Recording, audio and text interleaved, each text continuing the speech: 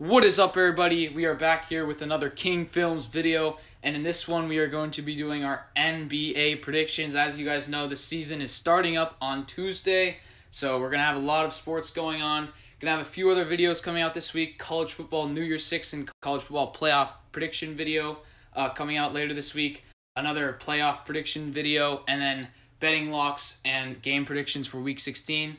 But to start it off, in the NBA, we're going to be starting off the Western Conference. I am Ryan, and we're going to be going through all the seeds in each conference. So in the Western Conference, give me the Lakers at the 1 seed. And I know this might be slightly controversial because they're coming off of less than 2 months rest from the NBA bubble. And there's other teams that are really wanting to get it going. And they are the team. They might have a little hangover, but I think it's a bit of hyperbole. I mean, LeBron is going to try. They got Marc Gasol. Anthony Davis is asserting himself as the top 5 player in this league. So I think that their team chemistry is very good. And if LeBron wants another title in his career, I think this is the year. He's getting up there in age, and I know he's still producing, but he's going to put up at least 27 a game. I see AD having a better year than last year as he integrates himself with this team. Then you obviously have Morris and then Caruso. I mean, there's just so many things to like. Frank Vogel, a great coach with the adjustments in the playoffs. So I think that's a no-brainer at the 1. AJ obviously disagrees. Then at the number 2, a bit of a hot take. I'm going to be taking Denver. They are a great regular season team. Jamal Murray really came into his own. Is he going to assert himself as a superstar in this league? Because he wasn't really, too stellar in the regular season last season.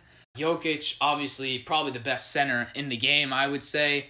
And then you have all these different parts. Michael Porter Jr. really came onto the scene in the playoffs. So I really like the team chemistry there. And like the Lakers, they did make it to the Western Conference Finals. So there is a small layoff, which could be a concern. But I really like the direction that team is headed. I think Malone is a great head coach. Next team, and this one has a lot of turmoil, but give me the Clippers at 4 games back of the Lakers. And the reason that I don't have them at the 2 seed is I just can't trust this team. I mean, they're going to go through a lot of load management this season. I expect with the short layoff. Kawhi Leonard just isn't as vocal. Paul George, he needs to come into his own, and they need that team chemistry. Let go of Montrezl Harrell, who's a great player. And I just don't know how this team is going to come together. I think it's still going to be a productive season. I think they're going to find it by playoff time, but just in the early part of this season, I think they got to work together, get that chemistry down. So there I have them at 4. Bit of a hot take at the number 4 seed. Give me the Warriors to get this 4 seed. And I know they're not going to have Klay Thompson, so the team is going to look a little bit too similar for my liking as it did last season. But Curry is going to be ultra motivated off of that hand injury. That really doesn't hamper his athletic ability at all. And then, you look at the parts that they have around. Great rookie talent in Wiseman and Nico Mannion. And then you also have Draymond, which he had a terrible year last year. I think he will rejuvenate his career in this season. And then you also have Kelly Oubre, who I think is a great stretch too. So I really like what I'm seeing out of this team so far. And as I mentioned with the other 3 teams, those teams had a very short layoff. Warriors haven't played a professional basketball game in 9 months. I think they are itching to get back on the court. Give me the Warriors. Then a hot team, and then the proverbial dark horse team of the season. Give me the Mavs at 7 games back. You have Luka Doncic and Porzingis. Porzingis, you've got to battle the health concerns, but I think they have some great talent on their bench, and I think Doncic is really going to carry this team to that seed. And, that's really all it is. Luka could have an MVP campaign. I think he is the favorite for the MVP, which I think he's still a year away. I won't predict him to win that award, but I think he will carry this team. They were a 6 seed last year, and I think they'll get up to the 5 seed. So give me that. Next team, we have the Trailblazers at the 6 seed, and they are getting no love from Vegas this season, and I actually think they deserve a lot. Damian Lillard, I think he's probably the second best point guard in the league at this point, And then you have CJ McCollum. I mean, they really gave the Lakers and everyone a test in that bubble. And then Dame obviously goes down. Carmelo Anthony, obviously a great scorer. And they have Nurkic. I see this as a very good offensive team. So I think it's no stretch to say that they will make the playoffs. And then the Suns, I think they got to get some things dialed in. This is just not a team that's used to winning in any way. I don't think they've made the playoffs in a decade. But I think they'll do it here. I think Chris Paul makes all the difference. You see what he did when he was added on to the OKC Thunder last year. Instantly turned them into a playoff team. Got him to Game 7 against the Rockets. I don't think this is going to be a great team this season, but Devin Booker leading the team. You have all of this talent that they've drafted up through the years. DeAndre Ayton. I mean, this team is going to be something special in the next few years, and I think they start building out this year. Then give me the Jazz at 11 games back. I mean, AJ has them a lot higher than I do. I'm just not sold on them. They gave up Jay Crowder, which I think they really needed him. That's a key transaction to the Heat. And then you have Donovan Mitchell, which I know he was special in the bubble. And then you have Rudy Gobert. But, I mean, Ricky Rubio, Joe Ingles, I mean, what else for this team? I mean, I just think nothing's really getting better for me, except for Donovan Mitchell coming into his own as a true superstar in this league. So, I mean, I just can't bet on them to be much better than the 8 seed. And the next team, we have the New Orleans Pelicans. And this year, I think Zion's going to go all after it. I mean, they did have that little showing in the bubble, but really didn't do anything. Zion really didn't play much. And I think Lonzo's going to be out to prove something this year. And then Brandon Ingram, one of the best young scorers in the league. I think he's going to star for this team on the offensive end. And Zion, I think he has a breakout season, probably most improved player this year. That's what I'm guessing. So give me the Pelicans at that 9th spot. Then the Kings at the 10th spot, and that would be in the playoffs, in the play-in round. I just think that the Kings, I mean, they signed De'Aaron Fox. I think he is a great young player, great out of Kentucky. And then you also have Hassan Whiteside, Bielitsa. I mean, this is a good team. They have Luke Walton, who I think is a good coach. Nothing really too special here, but I just like the way they've been building. So give me them at 12 games back. Next team, we have the Timberwolves. And I have them a little bit higher than AJ does because I like Anthony Edwards, and I like D'Angelo Russell, and I like Karl Anthony Towns. There's not much to like other than that, but those are 3 really good players, and I think they can go out and win some basketball games just from that perspective. Next team, we have the Rockets, and I really am not buying them a lot. I mean, I don't know what Steven Silas is going to do in his first head coaching job in the NBA.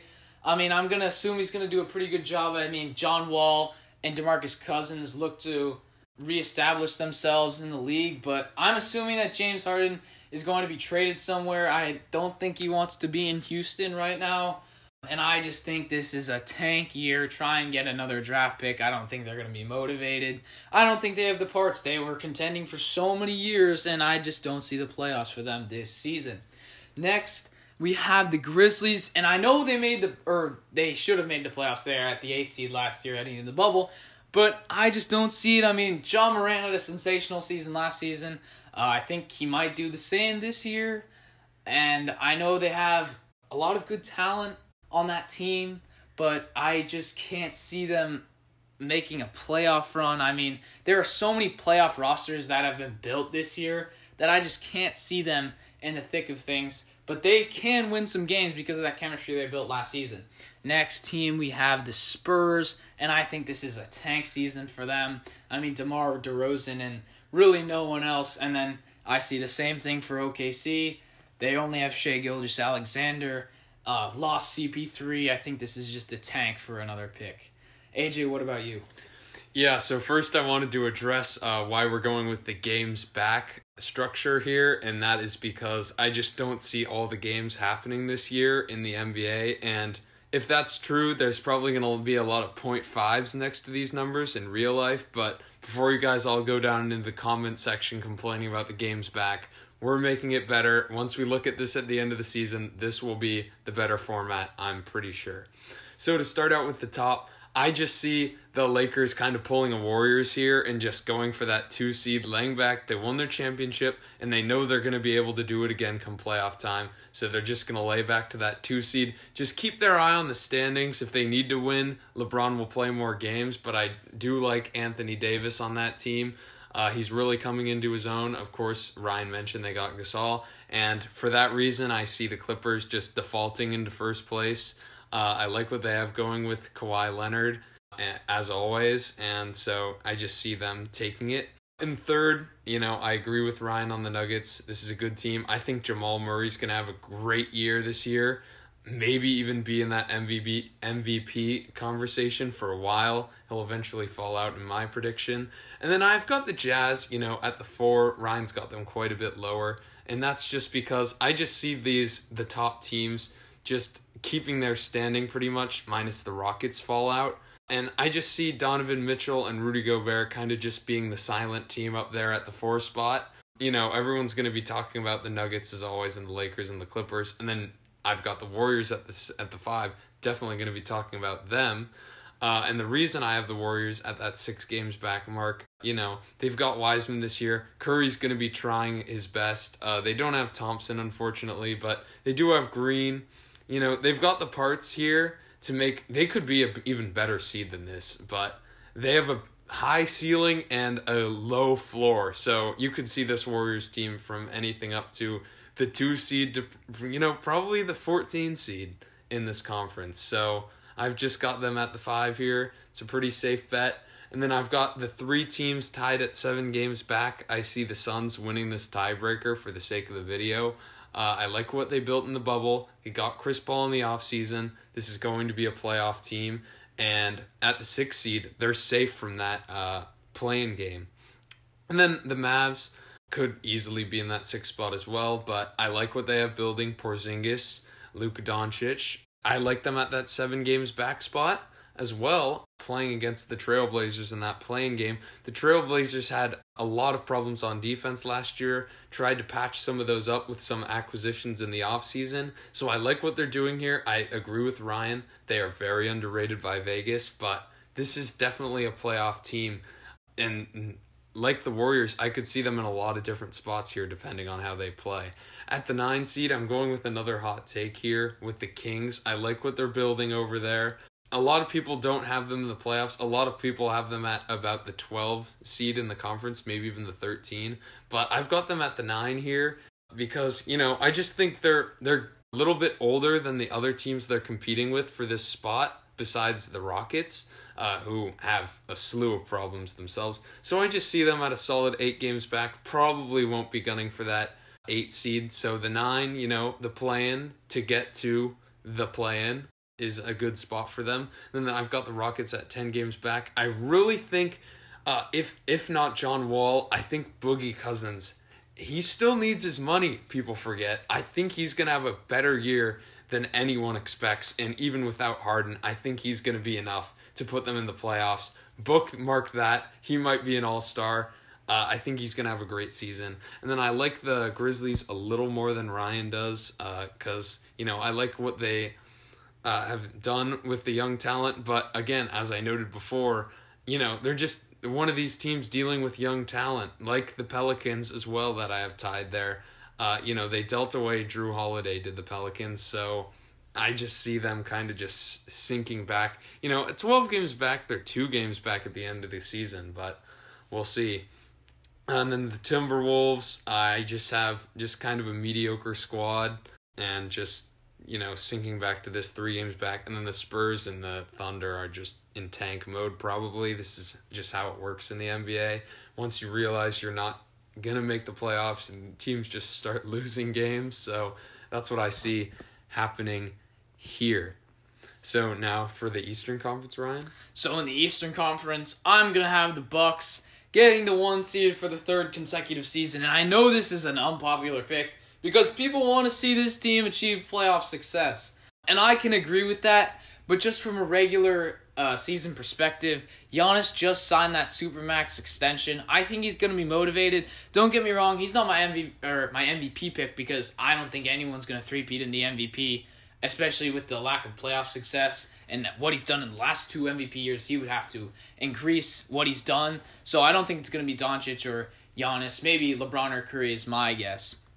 But back to the Bucks. I mean, they really haven't made the best moves for a potential playoff run, but I think they do have the parts for getting this 1 seed. They have all the chemistry. Budenholzer is a great regular season coach. You have Middleton, who can put up 22, 24 a night. You have Giannis, who can put up 30. And then a few big men as well, Lopez. And, I mean, Eric Bledsoe, I mean, he's fine at the point guard position. I would have preferred them keep Brogdon and maybe get another person at the trade deadline would really secure this 1 seed. But I think they're pretty secure already going into the season if Giannis plays up to his potential. Next one, and it's kind of a hot take. I'm going to be taking the Nets at 2 games back here. I think Kevin Durant makes his presence known. I mean, a lot of his game is predicated on driving to the basket. He's one of the best half-court offensive players in the game, if not the best right now. No one can stop him, and then you combine that with Kyrie, and they have Karis LeVert. I mean, this was a great team a couple seasons ago, and they made the playoffs last year. They have a lot of chemistry, and I think Kyrie is going to be on his best behavior on the court with Kevin Durant. They're going to make this relationship work. And I think Steve Nash is going to be a pretty good head coach. I think this team, I mean, it may take some time in the beginning of the season, but I think they're going to get their act together and get this 2 seed. Next team is a team that really came together last season, got to the finals. Give me the Heat, 5 games back in the 3 seed. I think Jimmy Butler has another great season, but I think there is a little bit of burnout here. I mean, I see they could get a little bit below this seed because they went to the finals. They left absolutely everything out there. They really didn't make too many adjustments this season. I mean, they held out hope that they could get a miracle in Giannis, but really didn't make too many adjustments. I mean, they made the finals. They're just going to run it back. Spoelstra, great coach. You have Dragic. I mean, I think this is a good team.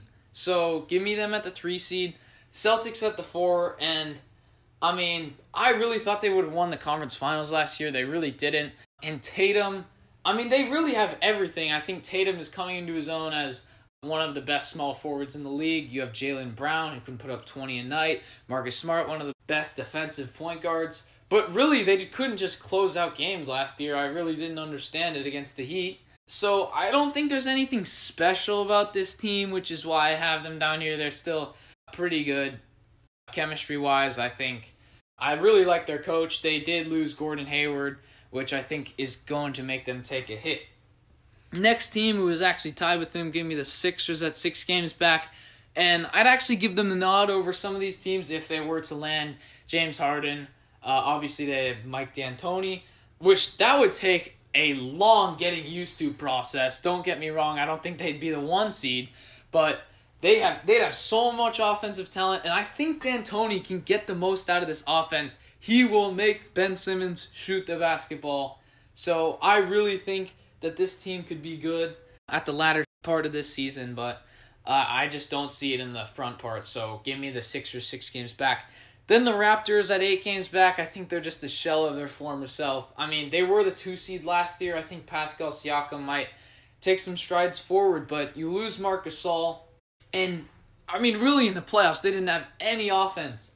I mean, they're one of the best defensive teams, no doubt, but, I mean, when you can't put up points, I mean, tell me who's going to put up points. I mean, they signed Fred VanVleet to a monster deal. I mean, he's a good playoff scorer, but come on, that he doesn't really deserve that deal in my honest opinion. I mean, he can make some threes in the playoffs, and what he did was in the finals was pretty special, but I don't think he can carry a regular season Raptors team, and who else? So give me the Raptors at 8 games back.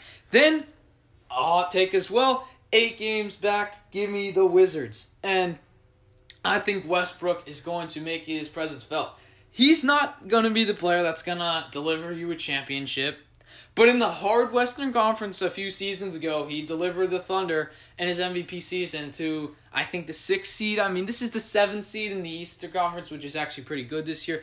But, I mean, him with Bradley Beal, and you forget that Bradley Beal, even though the Wizards were terrible last season, went off.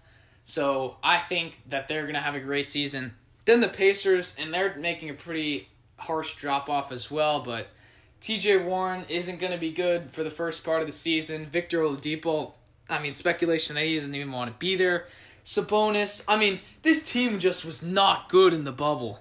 And they just got swept against the Heat, who were pretty good. But when they go against the top-tier talent, I don't think they stand much of a chance. So I think the Pacers drop out in an Eastern Conference that is improving in terms of playoff rosters. Next, we have the 9 seed, and just out of the playoffs or in the play-in game would be the Hornets. And I think Gordon Hayward does boost this team. I don't think he's as good as everyone seems to think he is from a few seasons ago on the Jazz when he was really carrying them. But I think he's pretty good, and him and LaMelo Ball, this Hornets team is dying to make the playoffs for the first time since 2016, so I think they'll get in the play-in. Then the 10 seed, I think the Hawks get there with Trae Young. I just like the improvements that this team is making on the offensive end. I think they'll squeak in there. Then the Magic, they're going to drop out of the playoffs. Nothing really that they did wrong. I think Jonathan Isaac's injury within the bubble, tearing his ACL, he's going to be out for the season. That's a budding young superstar. So I think that's going to hamper their success in the season. Give me them 13 games back. Give me the Knicks a slight improvement. Everyone wants to see it out of them. They're not going to make the playoffs or anything, but I think Obi Toppin and R.J. Barrett, I think they could do some things, win some games, and really improve their talent. So give me the Knicks there. Bulls, I just don't see anything special. I don't know why. This team gets a top 10 pick every year. Lauri Markkanen, everyone's saying he was so good. I don't see that right now. Look at that draft class. He wasn't as good as some of the other people that were behind him. So, and then you look at Kobe White. When is this team going to come together? I don't know. So, 17 games back. Detroit Pistons. That's just a train wreck. Drummond, nothing really else. Reggie Jackson, but this team is terrible. And then the Cavs, even worse. Just no one there. Colin Sexton, Kevin Porter, but Kevin Love, maybe Larry Nance. Those are just some players, but they're not even very good at this point. They're just known from a couple seasons ago when they made the title. So, AJ, what do you think? Yeah, I'm just going to agree with you on the top 4 teams, besides the Nets. We'll get to them in a second, but I'll just leave it at what Ryan said for the Bucks, the Heat, the Celtics, and the Sixers. Obviously I could see some movement among those teams, but that's where I have them right now, pretty similar. You already heard it from Ryan. As for the Nets, Kevin Durant making no effort to come back in the bubble after it had already been well over a year since his Achilles injury. They could have made a run in the playoffs last year. That tells me all I need to know about this team. Nash as the head coach, I just don't trust it. I only have them as 4 games back. And this 5 seed's probably where they're going to end up, because below this, in the top 5 seeds, this is probably the most loaded Eastern Conference we've seen in years. But below that, there's not really much there. So I see them at that 5 seed. It's a pretty safe measurement. They could be anywhere from that 3 to 7 games back mark and still have that 5 seed. And, they'll try in the playoffs, so they'll probably just sweep the 76ers there, barring them having Harden. And then I agree with Ryan on the Pacers. I don't love them, and I just have these little cluster of teams here. But I did want to note that I like the Magic. I always do. A little more than Ryan does. I like what they have with Aaron Gordon. Ryan noted the Isaac injury. That's unfortunate, but this is a team that could be silent, but is just always there in the Eastern Conference. They're definitely making the playoffs. Mark my words. Next, I've got the Hawks. I could see this Hawks team being a little better than this, but everyone's really high on them, so I figured I'd put a damper on that because I don't see them as that good. They have Trae Young. They've got Okongwu, but, other than that, I see them making the playoffs, so that's an achievement in itself. But other than that, that's about it. I've got the Wizards just at that 12 games back mark. I like Beal in the combination of him and Westbrook, but as Ryan said, Westbrook's probably going to drag them to a playoff. I don't have them quite as high as he does for obvious reasons, but I'll just put them at that 10 spot. and that will do it with our playoff teams. Then I see there being kind of a big gap here between the Hornets. Even though Gordon Hayward's slotted to be back for opening day, or even if not that, he'll be back for the beginning of the season, I just see this Hornets team dealing with just stuff as always, and they're probably going to be like pretty far out of the playoff hunt here. I have them at 3 games back of it, so I don't see Melo really doing anything for this team. Maybe he will and surprise me, but I just don't see him doing anything. So I just have this Hornets team falling to a slump at the 11 seed. And then I agree with everything Ryan said on the last 4 teams as well. The Bulls, I don't see Markkanen doing anything. Kobe White was probably a horrible draft choice, way overdrafted. And then the Pistons, Knicks, and Cavs, we've got the collection of players, as Ryan said. What's that going to do for you? They're probably tanking this year. And I wanted to note, I also have the Knicks lower than him. Let's move on to the projected playoffs for both of us. There's only a couple team differences. There's a lot of seeding differences. But I just note that Ryan has the Pelicans in. I have the Rockets in the West. That's the only change. And then in the East, I've got the Magic and Ryan as the Hornets. Anything else to add? I mean, this is going to be a very tumultuous season. I mean, we don't know how the NBA is going to deal with these COVID situations. They haven't had to deal with anything because they obviously had the bubble, which was pretty successful. But, I mean, hopefully we have a good season, and I'm pretty excited. I don't know if all 72 games are going to be played. Maybe they just settle on 60 or somewhere in between. Maybe it's uneven games, but enough playoff teams get in each year where there's not going to be a massive dispute. I mean, if you're not in the top 10 in each conference, you don't really deserve anything. Yeah, I agree with that. Thank you for watching. Please like and subscribe.